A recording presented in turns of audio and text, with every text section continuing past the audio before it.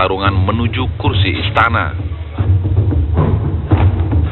Perolehan suara partai dalam pemilu legislatif yang tak menyentuh 20% mau tak mau mewajibkan mereka berkoalisi dengan partai lain. Strategi politik pun terus dilancarkan, baik secara terbuka maupun sebaliknya. Tidak hanya partai-partai yang peroleh suara besar yang terus bergerilya, sejumlah partai bersuara menengah pun gencar merancang peta politik. Bahkan usai gelaran pemilu legislatif kemarin, wacana lahirnya poros tengah langsung mencuat. Perolehan suara partai-partai Islam yang cukup signifikan dalam pemilu legislatif menjadi peluang yang seolah sayang jika diabaikan. Beberapa tokoh partai berbasis Islam bersemangat mewujudkan koalisi. Meski berbagai pandangan meragukan mulusnya koalisi menuju poros tengah, namun toh tak memupus keinginan mereka. Sejumlah tokoh partai Islam terus optimis meyakinkan bahwa poros tengah bakal terwujud. Hingga belakangan mereka menggagas poros bernama Indonesia Raya. Tapi sampai sekarang poros yang diwacanakan oleh Ketua Majelis Pertimbangan Partai Amanat Nasional, Amin Rais, itu belum juga terwujud.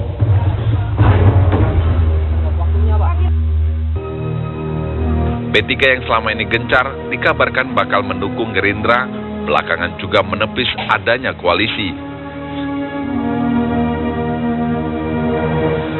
Di tengah berbagai wacana koalisi yang mencuat, wacana akan munculnya poros baru lagi-lagi berhembus kencang.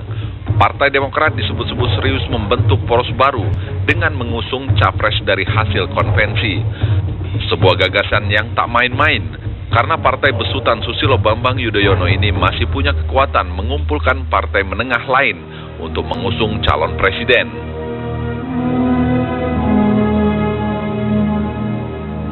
Namun pandangan lain juga tak bisa diabaikan. Akankah partai-partai menengah mampu bersatu dan rela menyingkirkan ego masing-masing untuk mendukung partai pemenang pemilu 2009 itu?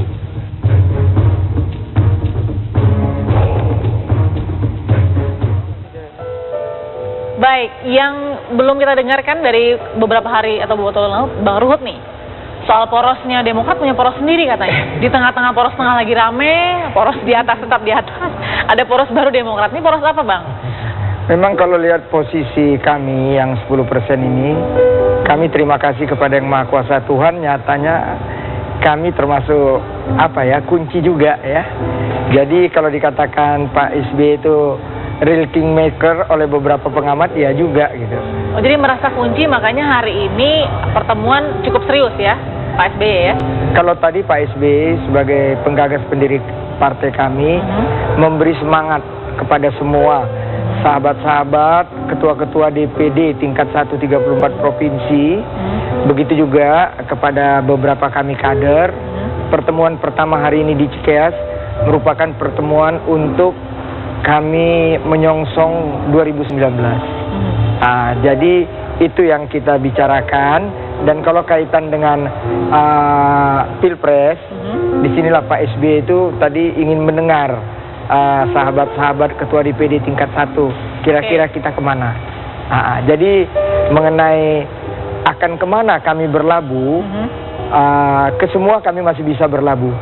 Baik itu ke PDI Perjuangan, ke Golkar, begitu juga ke sahabat kami Gerindra. Berarti belum ada yang pasti, nggak mau seperti dulu nostalgia kabinet sebelumnya, koalisinya. Yang jelas kita tahu Pak SBY orang yang sangat berpengalaman dan seorang yang ahli strategis kaitan dengan koalisi ini. Ya, beliau Balkis 10 tahun kan memimpin koalisi. Nah, 10 tahun memimpin koalisi, berarti dalam 10 tahun ini yang koalisi kemarin nih selama berkabinet bersama itu masih pegang teguh janji atau sudah mana-mana nih? Oh enggak, hubungan semua baik. Bahkan dengan yang bukan teman koalisi juga, kita tahu Pak SBY kan seorang negarawan yang santun, cerdas, bersih ini. Beliau tetap komunikasi yang baik dengan Pak Jokowi, beberapa tokoh PDI Perjuangan, begitu juga dengan Pak Prabowo hubungan baik, begitu juga dengan Bung Ical, ya, jadi nggak ada masalah. Kalau kawan-kawan lainnya, memang hubungan kami dengan PKB selama ini sangat baik, begitu juga dengan PAN, ya, P3. Entar dulu, dibilang sangat baik, Bang Marwannya ketawa loh. Oh enggak, Marwan tahu kan, saya 5 tahun bersama Marwan di DPR, kami termasuk yang tidak pernah ada gesekan. Bahkan di dalam Sesgap, PKB ini sangat betul-betul teman seiring sejalan. Bener Bang ya? Seiring sejalan.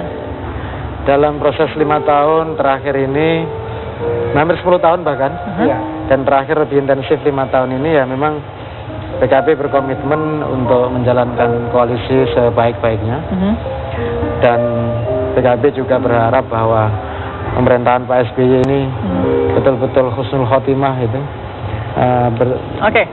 soft landingnya bagus, dan itu menjadi bagian dari komitmen kami untuk koalisi. Ke depan pun juga sama, saya kira koalisi dengan siapapun juga tidak akan mencela-mencela lah. Baik.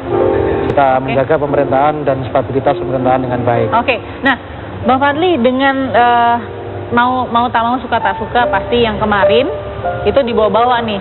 Bisa jadi karena momentum Gerindra P3 kemarin ternyata pernyataan dukungan, lalu kemudian bukan koalisi, trauma nih yang lain-lain. Poros tengah jadi trauma, gesekan nih kayaknya. Takut juga untuk koalisi. Tapi kalau dari Gerindra sendiri ada trauma nggak? Tapi nanti Bang Fadli, kita harus jeda dulu sesaat lagi dengan jawaban Anda. Tetap bersama kami di Apa Kabar Bersama.